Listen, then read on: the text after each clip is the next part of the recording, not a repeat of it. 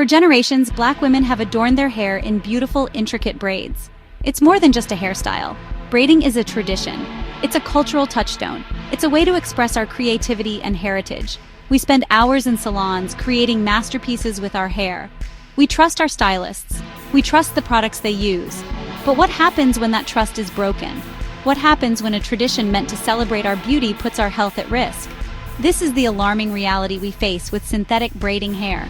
This popular and affordable alternative to human hair is often marketed as safe and convenient. However, recent studies have revealed a dark side. Synthetic braiding hair is often laced with a cocktail of dangerous chemicals. These chemicals aren't listed on the labels. They aren't something we can see or smell. They are hidden dangers, silently threatening our well-being with each braid. We deserve better. Our community deserves better. It's time to expose these hidden dangers and demand safer options. Our health, our beauty, and our traditions depend on it.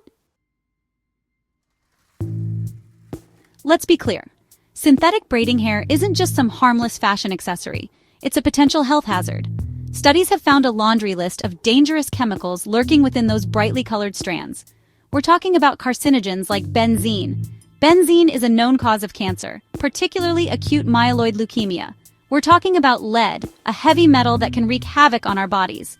Lead poisoning can damage our kidneys, our heart, and our reproductive systems. It can even impact brain development, especially in children.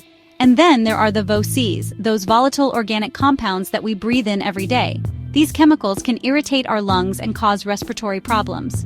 Acetone, a common VOC found in synthetic hair, is a known irritant. These are just a few examples of the toxic soup that can be found in synthetic braiding hair. The problem is, we don't always know what we're getting. These chemicals aren't always listed on the packaging. This lack of transparency is unacceptable. We have a right to know what we're putting in our bodies and on our scalps. The chemicals found in synthetic braiding hair don't just disappear once the braids are in. They linger. They seep into our bodies. They attack our systems in insidious ways. We already talked about cancer, lead poisoning, and respiratory problems. But the damage doesn't stop there. These chemicals can also disrupt our endocrine system, the delicate balance of hormones that regulate our bodies. Our endocrine system controls our growth, our metabolism, our mood, and our reproductive health. When it's thrown out of whack by these chemicals, the consequences can be severe. We're talking about infertility, early puberty, and an increased risk of hormone-related cancers. And here's the thing. Black women are already disproportionately affected by many of these health issues. We already face systemic barriers to healthcare. We can't afford to add another layer of risk to our lives. So, where do we go from here?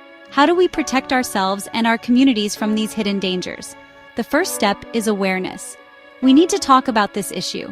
We need to educate ourselves and each other about the risks. We need to read labels carefully, even though the information might not be complete. The second step is demanding better. We need to hold manufacturers accountable. We need to push for stricter regulations and labeling requirements. We need to demand safer alternatives. And until those alternatives are readily available and affordable, we need to think twice before using synthetic braiding hair.